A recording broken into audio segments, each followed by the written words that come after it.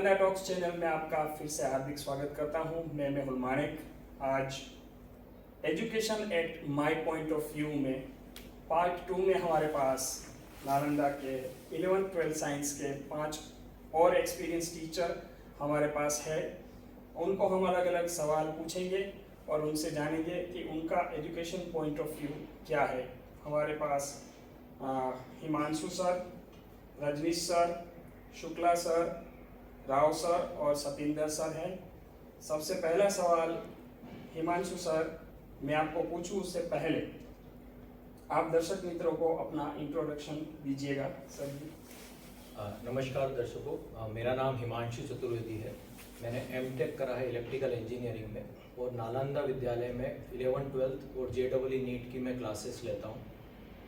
Okay sir, so before moving further I would like to ask questions to our Rajneesh sir, and before asking questions I would request Rajneesh sir please introduce yourself to our audience sir. Good afternoon audience. I Rajneesh Kumar Ojha, PGT English. I have been working for 20 years teaching in English. Here presently I am working in Nalanda Vidyalaya for 3 years. Okay sir.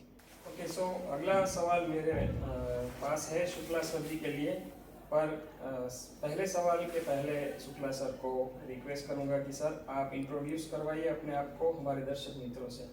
नमस्कार दोस्तों, मैं Krishna Kumar Shukla PGT में नालंदा विद्यालय में पिछले 3 साल से कार्यरत हूँ। Okay sir, okay so before moving further I would like to request Rao sir to please introduce yourself to our audience please sir. Thank you, Mehul sir. Hello viewers, myself Kankeshwar Rao. I'm a chemistry teacher over here. I've been teaching chemistry since 2006. It's almost 19 years. My education qualification is MSc, MEd, and I have all that way come from Andhra Pradesh, and I have been working in this institute since 2011, the first batch of Nalanda Vidyalaya. So this is my introduction. Okay sir, so अगला question Satinder sir के लिए होगा। उसके पहले मैं request करना चाहूँगा Satinder sir आप अपने दर्शक मित्रों से अपने आप को इंट्रोड्यूस करवाइएगा। Of course, Mehul sir. Hello viewers, myself Satendra Kumar, and I am PGT Physics here in Nalanda since 2015, and I am teaching this subject of physics since 2009. Earlier, from 2007 to 9, I was PGT. So since 2009, I am teaching physics, and I have been here in Nalanda since 2015. Okay sir, तो sir पहला question Himanshu sir आपके लिए है कि आप physics के क्षेत्र में लेटेस्ट जो डेवलपमेंट और ग्रोथ जो सुर्खियों में होता है उसके साथ आप कैसे अपडेटेड रहते हैं और आप अपने इस नॉलेज को अपने टीचिंग पॉइंट ऑफ व्यू से अपने सिलेबस में आप इस नॉलेज को कैसे इंक्लूड करते हैं, ये दर्शक मित्रों को बताइए। सर जैसा आपने कहा फिज़िक्स मेरा काफ़ी इंटरेस्ट वाला विषय रहा है, इसीलिए मैंने उसी क्षेत्र में कई जर्नल्स में भी लिखा है और शोध भी करा है, रिसर्च पेपर्स लिखे हैं और वो सभी से मैं अभी भी अटैच्ड हूँ। फिज़िक्स मुझे इतना अच्छा लगता है कि मैं 11th-12th के अलावा कई सालों से इंजीनियरिंग भी पढ़ा रहा हूँ और उससे मुझे ये पता चलता है कि लेटेस्ट एप्लीकेशन क्या है, क्योंकि फिज़िक्स का जो एप्लीकेशन है, जो यूज़ है वो पूरा इंजीनियरिंग में है और भी क्षेत्रों में है, पर इंजीनियरिंग में सीधे से है। और क्योंकि हमारी जो परीक्षाएं होती हैं वो अधिकतर इंजीनियरिंग टेस्ट होता है, प्री इंजीनियरिंग टेस्ट, तो उसमें अधिकतर इंजीनियरिंग का बेसिक चीज़ें होती हैं। तो मुझे शौक भी है और 15 साल मैंने लगभग इंजीनियरिंग कॉलेज में पढ़ाया, तो ये सब लेकर मुझे फिज़िक्स में काफ़ी इंटरेस्ट रहता है। तो वो चीज़ें मेरे लिए बहुत आप पास की चीज़ें हो गई हैं और वही हमारी चीज़ें 11th-12th में आती हैं। तो जब भी मैं वो टॉपिक पढ़ाने जाता हूँ तो मुझे पता रहता है कि यार ये जो टॉपिक है ये इस तरह से बच्चों को पता चलेगा। अगर आप बताएं तो मैं एक एग्जाम्पल के थ्रू भी इसको बता सकता हूँ कि जैसे फ़ैन चलता है, तो फ़ैन चलता है, किसी को ये भी नहीं पता होगा कि फ़ैन जो चलता है वो एक्चुअली एक ऐसी एनर्जी से चलता है जो किसी से टच नहीं है, मतलब उसमें कोई कांटेक्ट नहीं है, जिसको हम बोलते हैं मैग्नेटिक फील्ड, और वो एक करंट से क्रिएट होती है। मतलब आप सोचिए कि एक चीज़ ऊर्जा जो हमको मैकेनिकल दिख रही है उसके पीछे की कहानी ऐसी ऊर्जा है जो कि एक्चुअली फिजिकल नहीं है, जो हवा में है, और उसको बोलते हैं मैग्नेटिक एनर्जी। तो इस तरह से सर फैन का एप्लीकेशन हुआ, एसी का हुआ, ट्रेन का एग्जांपल्स हुए, इस तरह से बच्चों को सर जो हमारी इंजीनियरिंग के फंडामेंटल एप्लीकेशन है वो रिलेट करते हैं तो बच्चे खुश होते हैं और उसके प्रति वो इंटरेस्ट जगाते हैं। ओके, तो ये क्वेश्चन से हमें ये पता चलता है कि पहले तो जो टीचर है वो उनका शौक जो सब्जेक्ट में होना, उसके बाद इतने सालों का अनुभव होना और ऊपर से रिसर्च करते हैं और ऐसे अलग अलग एप्लीकेशंस को हमें साझा करवाते हैं कि जो जनरली लोगों को पता नहीं होता है, तो फिर इनका जो फ़ायदा है, इनका जो लाभ है वो स्टूडेंट्स को तो मिलना ही है। So sir, my question is, how do you encourage students to develop their writing skills including creative writing, essay writing and literary analysis as an English teacher, sir? Very good question, Mehul sir.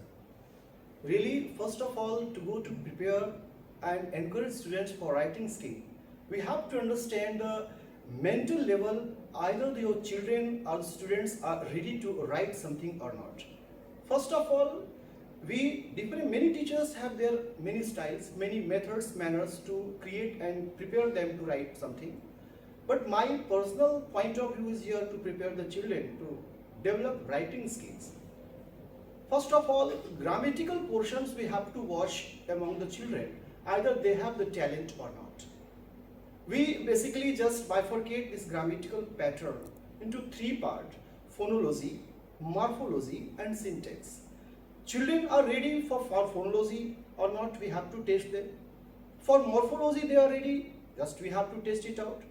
And for that, in the last, for the construction of the sentences, either they are ready or not, that we have to find it out.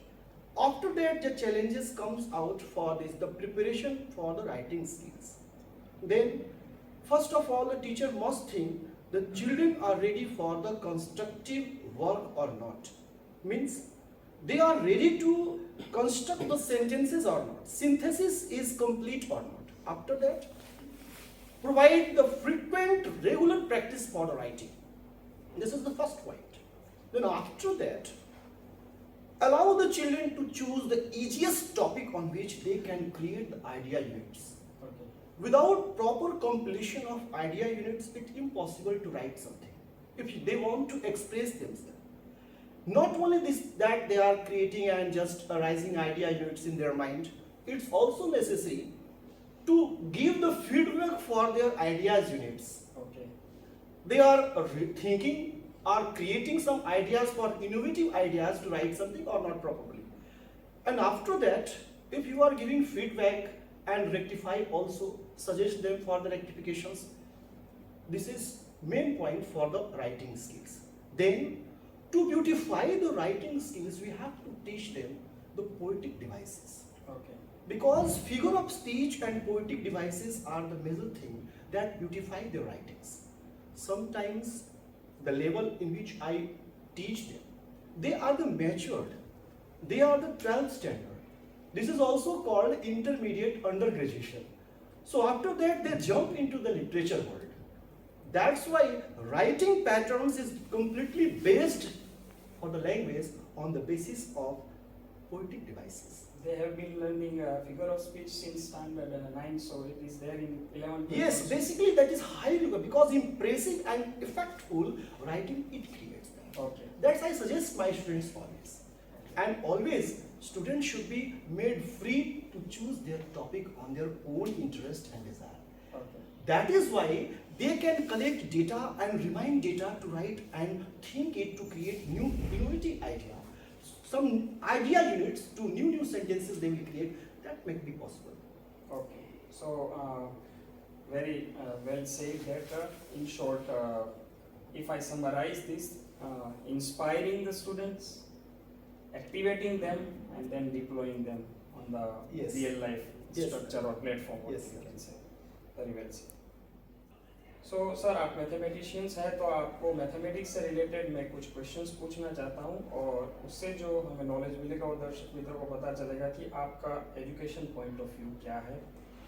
So sir, आप जो complex mathematical concept करवाते हो, जैसे कि calculus है, number theory है, fractions हो गया, अलजेब्रा जो है, तो वैसे जो कॉन्सेप्ट्स है वो उन स्टूडेंट्स को खास करके आप कैसे समझाते हैं जो इस विषय में नए हैं, जिनके लिए ये नया है? आपका क्वेश्चन बहुत अच्छा है सर। जैसा आपने पूछा कि जो गणित में कॉम्प्लेक्स कॉन्सेप्ट है उसको जो नए बच्चे हैं उनको कैसे सिखाते हैं, तो इसमें सबसे महत्वपूर्ण है कि जो कॉन्सेप्ट हो सरल, स्पष्ट और सहज होना चाहिए, सहज प्रक्रिया में प्रस्तुत होना चाहिए। और दूसरा जो क्वेश्चन आपका था कि जो इसमें विषय में नए बच्चे हैं उनको कैसे समझाएं, तो जैसे बात करें कैलकुलस की, तो कैलकुलस में जो कैलकुलस होता है उसमें परिवर्तन को समझना होता है, चेंज को समझना होता है। Okay. जैसे इसको दो भागों में डिवाइड किया गया, एक होता है डेरिवेटिव, दूसरा होता है इंटीग्रेशन। अब डेरिवेटिव की बात करें तो डेरिवेटिव का मतलब होता है कि इसमें किसी वस्तु में परिवर्तन की दर कैसे फाइंड करेंगे। जैसे एग्जांपल के लिए अगर मान लीजिए कि आप कार से चल रहे हैं, तो कार से चलते समय आपकी गति किसी समय उस समय उसकी डेरिवेटिव होती है। ओके। और जैसे अगर दूसरा एग्जांपल है कि आप जैसे 1 घंटे में 60 किलोमीटर की दूरी तय की, तो 60 किलोमीटर की जो दूरी आपने तय किया उसकी गति को स्थिर गति बोलेंगे। लेकिन अगर रास्ते में आपने चलते समय कहीं रुका, उसके बाद उस तेज गति से आगे बढ़े, तो जो उसमें चेंज हो रहा है गति में, उसको डेरिवेटिव से हम बता सकते हैं। उसी तरह से जैसे इंटीग्रेशन है, इंटीग्रेशन क्या करता है कि कुल योग बताता है। जो पिछले 1 घंटे में जैसे आपने 60 किलोमीटर की दूरी तय किया, अलग अलग गति से तय किया गया, तो उसको हम समाकलन के द्वारा माप सकते हैं, फाइंड कर सकते हैं। इसी तरह से जैसे आपने बात किया कि संख्या सिद्धांत, संख्या सिद्धांत में क्या करते हैं, हम संख्या के गुणधर्म के बारे में पढ़ते हैं और इसमें उसके प्रकार को जानते हैं। जैसे बहुत टाइप की संख्या होती है, जैसे natural number, even number, odd number, rational number, prime number, तो बहुत सारे की संख्या होती है। जैसे अगर हम एक्सप्लेन करना चाहें प्राइम नंबर, तो प्राइम नंबर एक ऐसी संख्या है जो केवल 1 और अपने आप से ही विभाजित होती है। और जैसे एग्जांपल में 2 हो गया, 3 हो गया, 5 हो गया, 7 हो गया, 11 हो गया। 2 एक ऐसा प्राइम नंबर है जो इवन प्राइम नंबर भी उसको बोलते हैं। उदाहरण के तौर पे अगर देखें तो जैसे 6 एक संख्या है जो 2 और 3 दोनों से विभाजित हो रही है, जबकि 5 ऐसी संख्या है जो केवल 1 और अपने आप से विभाजित हो रही है, तो उसको हम प्राइम नंबर बोलेंगे। इसी के साथ आपका तीसरा जो उसमें था फ्रैक्शन, भिन्न। भिन्न क्या करता है, चीजों को विभाजित करता है, वो चीजों को विभाजित करता है, डिवाइड करता है।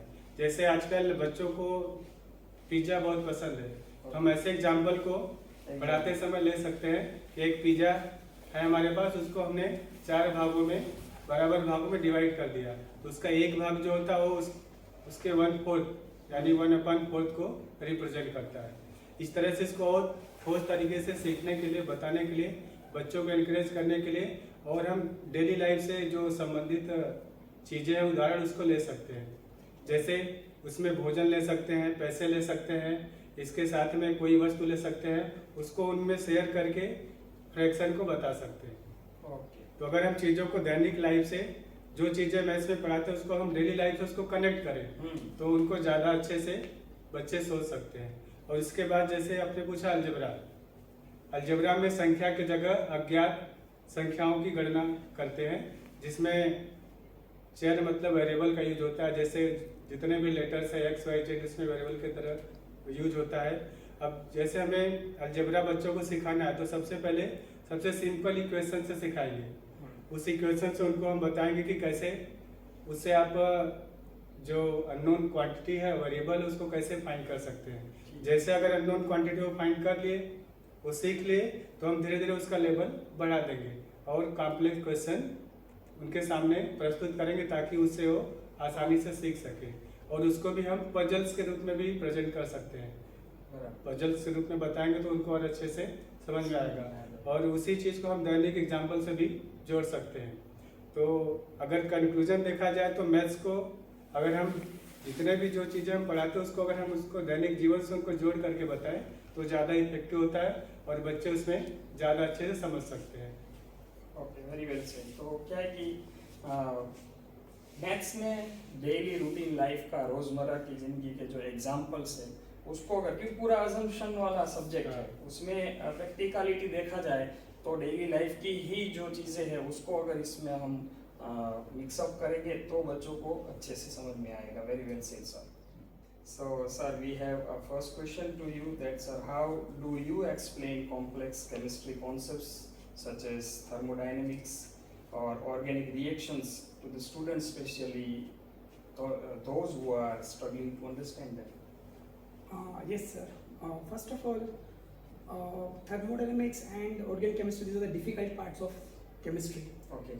First of all, if anybody knows that where student will fall or where student will face difficulty, if you know that, then definitely you can be alert before that topic comes, and you can give more number of practice questions where the students will face difficulty and what kind of difficulties will be faced by the students. If you are clear about that, Okay. then you can make a question paper, you can ask the classroom questions in such a way that the students' knowledge will be checked and the students will be forced to learn, and in that way the concept can be made clear.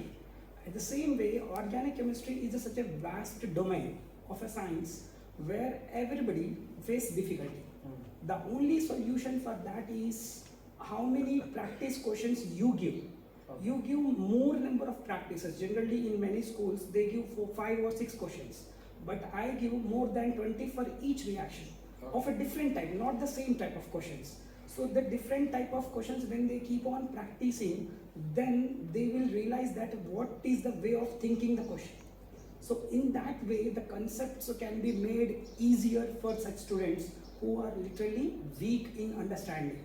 And moreover, for such students, of course there is a kind of motivation is required. Okay. And the best part is that which I really follow, simple to complex. In our system, we begin with a simple system, simple questions, 4 to 5 questions, then we raise the level, raise the bar, then we go to the medium level questions, and we keep the complex questions. Simple to complex is our teaching pattern, and that is where the students love to understand chemistry, and we are producing result. Okay, very well said. So, summarizing this, sir wants to say that before student discovers or explores something, we need to discover and explore the student actually. Exactly. And that is what the base we can start with the education system of student. And if we are aspiring them to become something, then this is the key. I said that. Very well said, sir. पहले question हमें बताइए कि आप इतने जो complex physics concepts होते हैं, जैसे कि क्वांटम मैकेनिक्स हो, रिलेटिविटी हो, ऐसे कई टॉपिक्स हैं, तो उनको खास करके स्टूडेंट्स जिनको ये बहुत ही नया लग रहा है, जो इस विषय में नए हैं, उनको उन स्टूडेंट्स के अंदर आप ये सारे कॉन्सेप्ट्स जो हैं वो कैसे इनकलकेट करते हैं sir? Very good question sir. First of all, जैसे कि आपने ये जो कंसेप्ट बताया क्वांटम मैकेनिक्स और theory of relativity, normally it is taught in the 12th class curriculum, the chapter number 11. Quantum mechanics basically बात करें तो सब माइक्रोस्कोपिक लेवल के ऊपर, सब एटॉमिक लेवल के ऊपर हम चले जाते हैं. और दूसरी तरफ जैसे कि रिलेटिविटी की बात करें तो रिलेटिविटी एक बहुत ही बढ़िया चीज़ है. एल्बर्ट आइंस्टाइन ने एक्सप्लेन करा था कि जब भी कोई चीज़ स्पीड ऑफ लाइट से ग्रेटर स्पीड से मूव करेगी तो उसका मास और एनर्जी इंटर कन्वर्टेबल होता है. तो नॉर्मली तो स्टूडेंट्स को ये हम 12th क्लास में पढ़ाते हैं, तो उसमें जनरल लाइफ के एग्जांपल देकर, जैसे कि MRI है तो क्वांटम मैकेनिक्स की एप्लीकेशन है. ओके.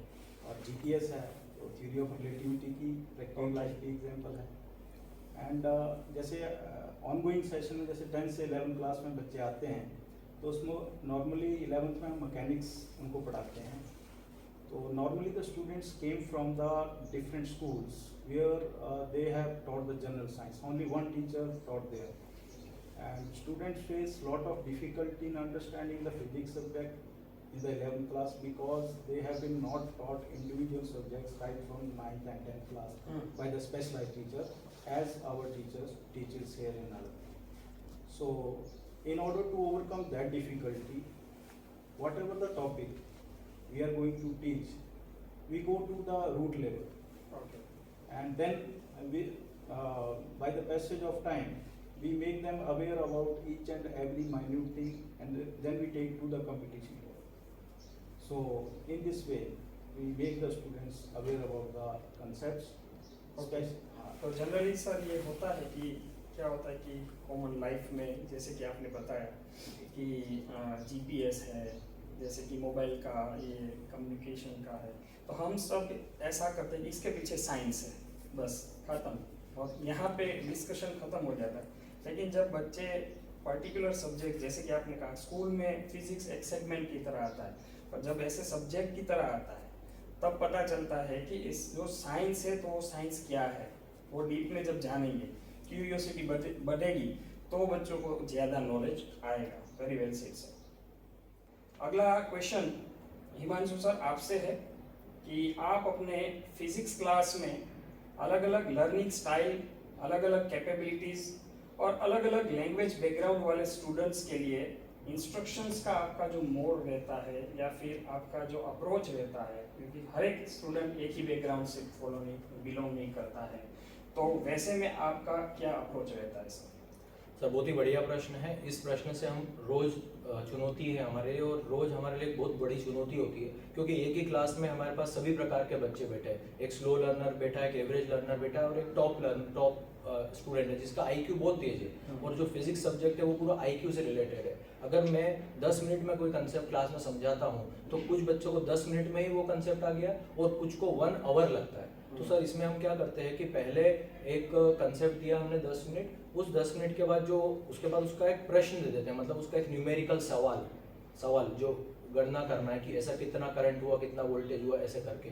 तो वो जो इंटेलिजेंट बच्चे हैं वो करते हैं। अगर कोई स्लो लर्नर है जो उसको ढंग से नहीं समझ पा रहा, तो सर उसके लिए हम क्या करते हैं, क्लास में दूसरी चीज़ें लेके जाते हैं, जैसे कि एक वायर है उसके पास में मैग्नेटिक फील्ड क्रिएट होगी, तो कुछ एग्जाम्पल से हम उनको सिखाते हैं और उसके बाद उनको स्लोली भी सिखाते हैं। सर स्लो लर्नर के साथ क्या है, वो एकदम से अगर हम कोई चीज़ सिखाते हैं तो स्लो लर्नर एकदम से ग्रेस्प नहीं कर सकता, लेकिन अगर स्लो लर्नर को हम धीरे धीरे स्टेप्स में समझाएं तो वो वही चीज़ को बहुत अच्छे से समझ सकता है। मतलब इन शॉर्ट मैं बोलना चाहता हूँ कि स्लो लर्नर को सिखाने का तरीका क्या है, बड़ी चीज़ को छोटे छोटे टुकड़ों में करके और स्लोली धीरे स्पीड से। तो हमारे रीडिंग सेशंस होते हैं सर, तो उसमें हम इस तरह से जाके स्लो लर्नर को अटेंड करते हैं। उसके अलावा सर कुछ टेक्निक्स ऐसी होती हैं जो कि एकेडमिक पेडोलॉजी में आती हैं, वो ये है कि अगर आप फ्लो चार्ट के थ्रू किसी को समझाएं कि भाई ये 25 स्टेप हो जाएगी तो अपनी मशीन की वर्किंग हो गई, तो वो बच्चे को पहला ये तो फ्लो चार्ट्स के थ्रू हम समझाते हैं। सर कुछ चीज़ें जो मॉडल्स के थ्रू, तो हम लैब में से कुछ मॉडल्स ले जाते हैं, वो मॉडल्स के थ्रू उनको दिखाते हैं कि भाई देखो ये रोटर है, ये स्टेटर है,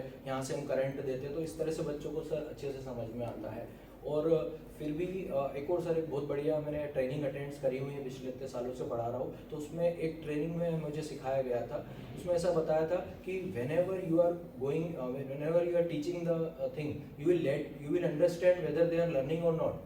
तो उसके लिए उन्होंने बहुत बढ़िया टेक्निक बताई थी कि आप पढ़ा दो, उसके बाद उनसे पूछ लो क्या समझ में आया। ओके, तो आपको तो लग रहा है मैंने सब पढ़ाया सब समझ में आया, लेकिन अगले को समझ में आया कि नहीं, उसके लिए क्या है सर, आप उनसे पूछोगे तो रियल अंडरस्टैंड। सो सर एक हमको चीज़ सिखाई थी, we are teaching, are they learning. So वो अगर लर्न कर रहे हैं तो वो बोलेंगे, तो मतलब कि कोई भी टॉपिक पढ़ाने के बाद हमको उनसे रेट्रोस्पेक्ट करना है, उनसे पूछना है, तो हमको पता चलेगा। और एक सर मॉडल जो मैं पिछले काफ़ी सालों से मैंने खुद ने सीखा है, मेरा नहीं है, मैंने खुद ने सीखा है, और वो मुझे बहुत काम दिया फिजिक्स और इंजीनियरिंग में। वो ऐसा है कि सर जैसे मैं आज लेक्चर 60 मिनट का लेने जा रहा हूँ, तो पहले 5 मिनट में मैं लास्ट क्लास का डिस्कशन करता हूँ, क्योंकि हमारे फिजिक्स में हर चीज़ रिलेटेड होती है, ऐसा नया कुछ भी टॉपिक नहीं आएगा। करंट आया तो फिर चार्ज आएगा, फिर इस तरह से पूरा एक के बाद एक टॉपिक होंगे। तो सर पहले जो 5 मिनट है उसमें जाके सर मैं क्या करता हूँ कि कल क्या हमने करा था उसका पूरा डिस्कशन करा, फिर उसके बाद लर्निंग ऑब्जेक्टिव बताया कि why we are here for 50 minutes और फॉर 60 मिनट। तो पूरा 5 मिनट में लर्निंग ऑब्जेक्टिव बताया कि इस क्लास में हमको ये सीखने को मिलेगा। उसके बाद सर मैं क्या करता हूँ, जो हमारा टॉपिक उसका 2 टुकड़ों में तोड़ देता हूँ। पहला टुकड़ा 10 मिनट समझाया, बढ़िया थ्योरी, हमारे हर में थ्योरी प्लस डेरिवेशन होता है, तो थ्योरी प्लस डेरिवेशन समझाया। उसके बाद 5 मिनट उनको एक न्यूमेरिकल करने को दे दिया, तो जो उन्होंने थ्योरेटिकल लर्निंग करी वो प्रैक्टिकली उसमें उन्होंने लगा दी। फिर सर वापस से 10 मिनट्स का थ्योरी लिया, फिर 5 मिनट का लिया। तो इसमें क्या होगा कि अगर मैं 1 घंटा पूरा लगातार लूंगा तो बच्चे के लिए बोरिंग हो जाएगा और वो डिस्ट्रैक्ट हो जाएगा पूरे टॉपिक से। लेकिन 10-10 मिनट ऐसे टुकड़ों में तोड़ के करते हैं सर, बहुत अच्छा होता है और बहुत इसका मेरे को उसका फल भी बहुत अच्छा मिला। और लास्ट में सर लेक्चर की समरी कर दी कि आज हमने ये करा सर। तो इन सारी चीज़ों टेक्निक से स्लो लर्नर्स और मीडियम जो लर्नर्स हैं उनसे मुझे कुछ काफ़ी फ़ायदा मिला पिछले साल। ओके, सो यहाँ पे ये कह सकते हैं कि स्टूडेंट के पोटेंशियल को आइडेंटिफाई करके बच्चों को सिखाया जाता है, और ख़ास करके उनको IBL मेथड होता है, इंक्वायरी बेस्ड लर्निंग, उनको इंस्पायर किया जाता है कि आप पूछिए, उसके बाद जो कंटेंट है उसका स्प्लिट अप किया जाता है, और ऐसे ईजीएस्ट मेथड का यूज़ करके यहाँ पे बच्चों को पढ़ाया जाता है। So sir, next question will be for Rajnish sir, and so the question is, how do you stay current with developments and advancement in English literature and language, and please tell us that how do you incorporate this knowledge into your teaching? So nice question, sir. Really, the continuity and consistency is the main and major thing. That it means life is just like the river. Okay. If the river stops, so many germs and viruses Yes, creates yes. and germinate there. And someone, the writers have said, if the mind has not been grown and cultivated with the seeds, then something bushes will appear there. Okay. So, to develop and keep ourselves active in the field of literature, we have to go through the new editions of the books. We must go through the library and through the so many podcast shows, so many social media network platforms, and also sometimes seminar takes place and there we try to join them, and also I instigate and suggest our children to join them, but some children have their time to involve there. Okay. Yes, but they don't get to participate such types of these convocations or conferences. Yes. Because due to lack of time. So many hectic work they have, and for the pressure of the syllabus, that's why they are not free. But I suggest them always to entertain like these functions. So it is something like flowing river is always clean. Yes. Right? Yes, sir. Making efforts is very compulsory or Yes. necessary, we can say that. And summarizing this, so what sir meant to say that if there is a slope, so if you are down sloping, you do not need any efforts. Yes, But sir. you are up sloping, you need lots of efforts. Sure. So that is the thing. Very well said, sir. Sir, अगला question मेरा Shukla sir से है कि sir, आप students को questions पूछने और maths के कॉन्सेप्ट्स को बहुत ही गहराई से, डीप से एक्सप्लोर करने के लिए एनकरेज कैसे करते हैं, उनको कैसे इंस्पायर? यह भी सर आपका बहुत अच्छा क्वेश्चन है। जैसे बच्चों को ज़्यादा से ज़्यादा क्वेश्चन, ज़्यादा से ज़्यादा स्टूडेंट पार्टिसिपेट करें, ज़्यादा से ज़्यादा क्वेश्चन पूछे, उसके लिए सौहार्दपूर्ण वातावरण होना चाहिए क्लास में, फ्रेंडली एटमॉस्फेयर होना चाहिए। और दूसरा, जैसे हम उनको मैथ्स लैब में ले जा करके कुछ मॉडल्स को दिखा सकते हैं, कुछ छोटे छोटे प्रयोग करा सकते हैं, प्रयोग करके बता सकते हैं, एक्टिविटीज़ करके बता सकते हैं, खेल के माध्यम से उनको हम बता सकते हैं, ताकि उनमें इंटरेस्ट क्रिएट हो। जब इंटरेस्ट होगा तो अपने आप क्वेश्चन पूछेंगे। अच्छा, ठीक है। तो इन शॉर्ट आप इंस्पायर करते हो कि वो जो है क्वेश्चंस पूछे, और ऐसे इनकरेज करते हो कि उनके अंदर जो है वो मैथ्स का कंसेप्ट समझ में आए। Sir, very well. So moving forward to the next question. The next question is for you, Rao sir. How do you stay current with developments and advancements in the field of chemistry, and particularly how do you incorporate this knowledge into your teachings? Sir, regarding my domain, it is actually 11th and 12th. The advancements which is happening in the world are not affecting this 11th and 12th. Okay. But for 11th and 12th, I keep on reading. Actually, my practice, you cannot believe, daily I used to spend 1 to 1.5 hours at my home for next day preparation, and what are the different type of questions that I can create. Okay. Actually, the questions which we give in classroom are not copied from any sources, and they are just created by us only. Okay.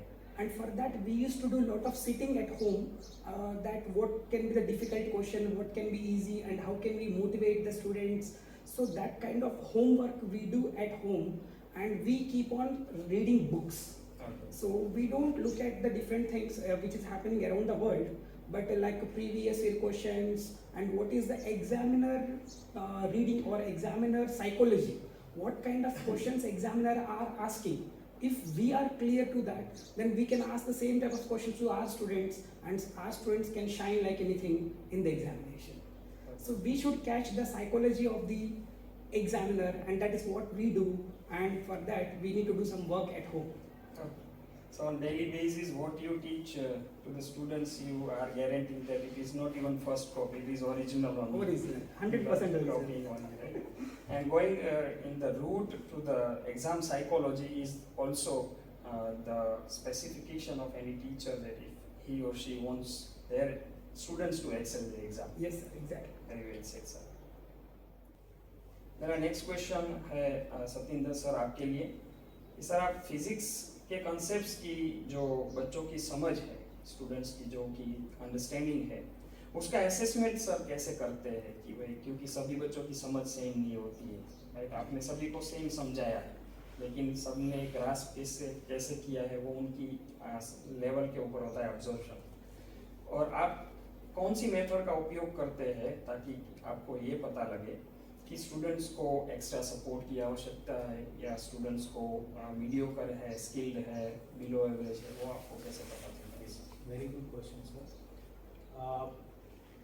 जैसे ही what I can say standardized test are conducted after the teaching of a particular chapter, and through these standardized tests, just like in our school, weekly tests are conducted. Okay. So whenever we check the papers, we came to know what the learning outcomes. So suppose for the test we have conducted 30 marks test we have conducted.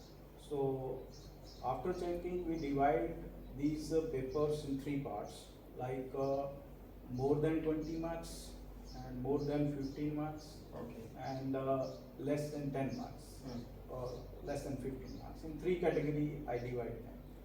Then we came to know the learning outcomes. For example, in one test, particular students are getting less than 15 marks, and in the second test also they are getting less than 15 marks.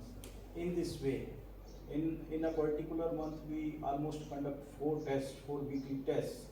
So we came to know what our teaching outcomes, as well as we came to know about the average students, below average students, and then we proceed for the remedial measures. As a result, we can uplift the student like this. Okay, sir. So testing the students is the main methodology. बच्चों को test बार बार यहाँ पे दिया जाता है ताकि पता चले कि उनका लेवल क्या है। वीकली टेस्ट जो कि नालंदा का मेन कंसेप्ट है सिंस द फाउंडेशन, तो ये सारी चीज़ें जो है उससे पता चलता है कि बच्चे का क्या लेवल है, कॉम्प्लेक्सिटी है, क्या है, उससे पता चलता है। अगला सवाल मेरा हिमांशु सर से होगा। सर, आप स्टूडेंट्स को कॉम्पिटिटिव एग्ज़ाम्स जैसे कि JEE, नीट जो है उनके लिए आप कैसे तैयार करते हैं, और ख़ास करके इन परीक्षाओं में सफलता पाने के लिए आप कौन सी स्ट्रेटजीज अपनाते हैं और उनको सिखाते हैं? सर, थोड़ा सा मैं एक आधा मिनट सब्जेक्टिव होऊंगा, क्योंकि मेरा सब्जेक्ट जो है वो समझने वाला है, फिजिक्स है। अगर आपका कंसेप्ट क्लियर है तो आप किसी भी लेवल का क्वेश्चन कर सकते हो, और अगर आपका कंसेप्ट क्लियर नहीं तो घंटों आप उसमें बैठे रहोगे, नहीं होगा। तो सबसे पहले सर मैं जाके क्लास में कंसेप्ट क्लियर करता हूँ कि भाई ये यहाँ से चालू हुई कहानी, ऐसी ऐसी हुई और ये इतना होगा, इसके आजू बाजू में न्यूमेरिकल में वैल्यू पुट करनी है और आंसर आ जाएगा। तो सर सबसे पहला टास्क किसी भी कॉम्पिटिटिव एग्जाम फिजिक्स में निकालने के लिए कि आपका कंसेप्ट एकदम क्लियर होना चाहिए। ओके, आपको एकदम समझ में आना चाहिए, अच्छा ये हुआ, इससे ये हुआ, स्टेप बाय स्टेप समझ में। सबसे पहला पॉइंट है सर कंसेप्ट क्लियरेंस। फिर सर दूसरा पॉइंट जो सबसे इम्पोर्टेंट मैं मानता हूँ किसी भी कंपटीशन के लिए, उसके लिए मैं फ्रेज यूज़ करूँगा सर कि मनुष्य, कोई भी लक्ष्य मनुष्य के साहस से बड़ा नहीं, कोई भी लक्ष्य जो है मनुष्य के साहस से बड़ा नहीं, हारा वही जो लड़ा नहीं।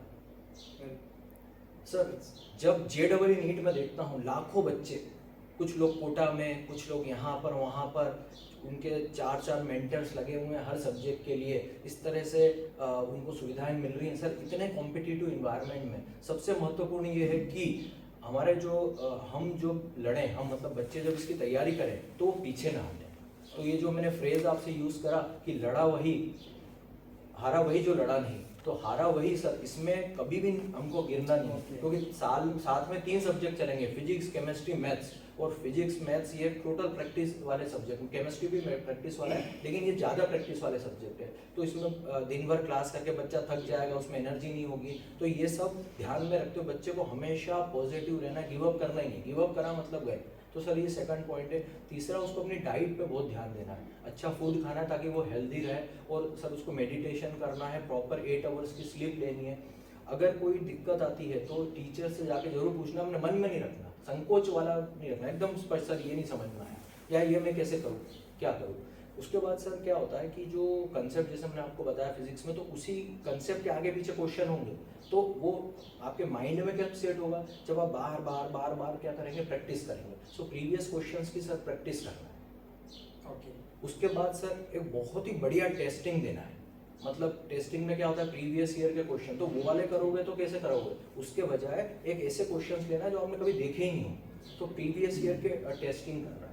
और सर जो अपना वीक पॉइंट है, जो अपना वीक चैप्टर है, उस पर टाइम एलोकेट करना है कि यार ये मेरा वीक है तो उसको कैसे दूर करें। और सर ये वाली सब करने के बाद लास्ट में सर रिवीजन बहुत प्रॉपर है, हर वीक रिवीजन होना बहुत जरूरी है। तो ये सारी स्ट्रेटेजीज अगर सर मैं नालंदा में देखते आया हूँ, और नालंदा ने भी मुझे सिखाया है कि ये सारी स्ट्रेटेजीज से हमारा बहुत अच्छा रिजल्ट आता है। जैसे आपको पता ही होगा, हमारे बच्चे 710, 700, 720 में से लाते हैं, तो ये सारी रणनीति से वो गुजरते हैं। और तो ये सर यस, तो ओवरऑल ये जानने को मिल रहा है कि कंसिस्टेंसी एक बहुत बड़ा पॉइंट है कि भाई उतार चढ़ाव आते रहेंगे, बहुत ही टेस्ट भी लिए जाते हैं, पर जैसे कि सर ने कोट भी किया कि हारा वही जो लड़ा नहीं। तो ऐसा है कि बस लगे रहना है। स्टूडेंट्स को वैसे भी पता है कि प्रोजेक्शन 2 साल में ये होता है, तो उसके हिसाब से अगर काम किया जाए तो बहुत ही अच्छा रिजल्ट मिल सकता है। Very well said Himanshu sir. So next question will be for Rajnish sir, and sir my question will be, how do you support students who are struggling with language skills such as grammar, vocabulary or pronunciation, and please tell us that what strategies do you recommend for overcoming these challenges? Oh, wow, very nice, sir. Very nice question. This is for, and very fruitful question for children, because sir, grammar is the backbone, spinal cord of human body. If the person who wants to learn something in language, they will have to complete and make their language strong through the grammar, because grammar is the backbone. First of all, if you want to complete the world of English and the speaker, writer, whatever you want to be the winner in the language field, you have to be strong in the grammar. Then study of the grammar. When we teach the students through the textbook, we do not give them the data of the stories only, but we quote the sentences, which type of the sentence and which construction of the sentence it is, and how can you utilize these sentences in your personal life. So reading the books is not source for the data that we will face the examination and the question will be asked in the board examination anywhere, and we will learn and get the certificates, but the knowledge will work throughout the life. That's why go through the grammar, collect the words which are very difficult. Not collecting the words, use those difficult words to create the sentences, and use in your proper habitual habits of your conversation. If you use these new words which you collect every day, then it will be very fruitful, because only learning and storing the data in your mind is not complete journey of your study. That you must use these difficult sentences in your own personal conversation. Really, I would like to suggest the children, if you are going through the textbook, then collect your data of the grammatical and the vocabulary, which are very hard word, that you must make a notebook, note it there, and make sentences on the basis of that. And the last one, I would like to suggest my children, then if really you want to be a good writer, then you will have to be good reader. Without reading the books, extraordinary books, some new publications book, some new stories books, then it's not possible that you can be a good speaker. To be a good speaker, I always foster my students, encourage my students to be a good reader of new books out of your syllabus. Then you can store their new construction of the sentences, new formation of the sentences, and also new good words which are advanced words, and they are spoken on the global platform. I always suggest my students, foster them, encourage them Yes. to go through the new books. Very well said. So actually, this is a very great message for those who generally believe that English is not their cup of tea. Yes. But actually, English is really an easiest language if you Yes, sir. are just behind it, no problem at all. So those generally you observe those who are speaking English. There is not a rocket science. Actually. Yes, sir. You just be into it. Be into it. Go with the flow. Get in no habit of problem. it. No Yes. problem at all. Go with the flow and you will learn English very well. Just what sir said. Very well said. Thank you very much. Sir next question Shukla sir के लिए है और ये question ये है कि आप maths के फील्ड में जो भी एडवांसमेंट और ग्रोथ चलता रहता है राइट ऑन पीरियोडिकल बेसिस, तो उनके साथ आप खुद कैसे अपडेटेड रहते हैं और अपने इस अपडेटेड नॉलेज को आपके सिलेबस में कैसे शामिल करते हैं सर? ये भी आपका अच्छा क्वेश्चन है सर। जैसे इसके लिए हम ज़्यादातर जो अलग अलग राइटर्स के टेक्स्ट बुक हैं, जैसे MTG है, सिंगेज है, RD शर्मा है, उसको ज़्यादा से ज़्यादा प्रैक्टिस करते हैं। और तकनीकी के माध्यम से जैसे मैथमेटिकल बहुत सारे ऐप्स हैं, तो उसके थ्रू भी उसको देखते रहते हैं, वहाँ से हम सीख सकते हैं। और जैसे हमारे पास बहुत सारे ऑनलाइन प्लेटफॉर्म हैं जिसमें बहुत स्पेशलिस्ट लोग जिनका वीडियो है, तो वीडियो को देख करके वहाँ से जो नई चीज़ें रहती है उसको हम अपने शिक्षण में शामिल कर लेते हैं। ओके, सो आप जो खास करके आपने बताया कि रेफरेंसेस जो है उसके आधार से जो है मैथ्स का एडवांसमेंट और ग्रोथ जो है वो हमें पता चलता है मार्केट में, क्योंकि खास करके मैथ्स ऐसा है जिसमें आपको मैथ्स के जो टॉपिक्स और कंसेप्ट्स है उसके अंदर आपको जाना पड़ेगा उसको सीखने के लिए, क्योंकि वो इतना कॉमनली अवेलेबल नहीं होता है। सर वेरी वेल से कि मैथ्स के फील्ड में जो भी एडवांसमेंट और ग्रोथ होते हैं उसमें अपडेटेड इस रेफरेंसेस के थ्रू खास करके होते हैं। So if a mathematician mathematize mathematics mathematically, why can't I mathematize mathematics mathematically? ये अगर कोई बच्चा जो है वो अपने जीवन में अगर ये सुब्रूप कर ले तो उनको मैथमेटिक्स इजी सब्जेक्ट्स लगने लगेगा। वेरी वेल से। So next question will be for Rao sir. Sir, how do you support your students who are preparing for competitive exams like JEE or NEET? And especially, what strategies do you recommend for success in these exams? Really well, sir. If I can tell you the JEE and NEET exam style, you cannot believe NEET exam last year 24 lakh students have appeared, Okay. and for the number of seats only 1 lakh seats. Oh, So it is a competition of 1:24. thank you. And that too, you can keep the reservation aside. There are only 40,000 seats Yes. for general category students. So competition is very high. Unless the student is willingly interested, you cannot make them successful in NEET. And for that, we need to motivate the child throughout the 2 years process. It is not Yes. 1 day or 2 days. Yeah, overnight process. Yes. So we keep on motivating the children that yes, you are here to deliver. You can do it, and when everybody is doing, why can't you do it? Yes. So in that way, we keep on motivating the children in the JEE and NEET. Regarding strategies, that is our USP. We cannot reveal it; it's a secret recipe. but the thing is that we mainly have a bonding with the children, and we teach the concepts to the basic level, grassroots level to the top level.